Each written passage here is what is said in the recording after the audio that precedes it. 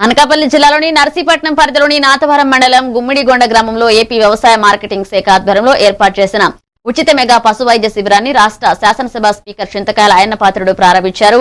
రైతులు ఈ అవకాశాన్ని సద్వినియోగం చేసుకోవాలని సూచిస్తూ పశు సంపద అభివృద్ధి లక్ష్యంగా ఈ శిబిరం నిర్వహిస్తున్నట్లుగా తెలిపారు.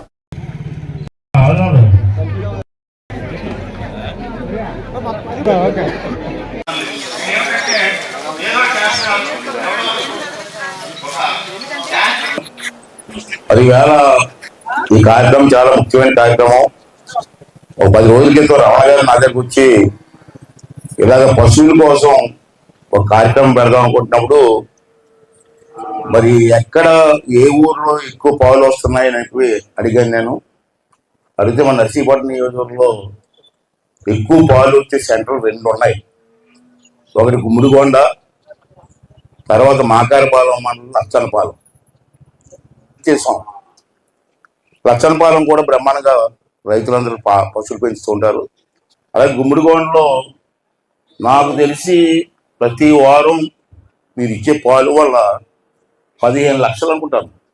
లచ్చనపాలెం మండలానికి NRGS ద్వారా ఇప్పటికి 261 వరకు శాంక్షన్ చేశారు. దానికి 20,52,00,000 అయింది. ఇప్పుడు నర్సీపట్నం నియోజకవర్గానికి ఇప్పుడు వరకు 2 సంవత్సరాల్లో ఎంతో జనసేన నాయకులు చెప్తున్నారు. పిఠాపురం తర్వాత మనకు 175 నియోజకవర్గాలు ఉన్నాయి. పిఠాపురం తర్వాత ఎక్కువ డబ్బు ఖర్చు పెట్టింది నర్సీపట్నం.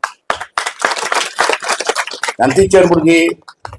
400 నర్సీపట్నం నియోజకవర్గం చెప్తున్నారు 425 కోట్లు నిన్నటి వరకు ఇచ్చాను. కేవలం రోడ్లకి మాత్రమే, సీసీ రోడ్లు కానీ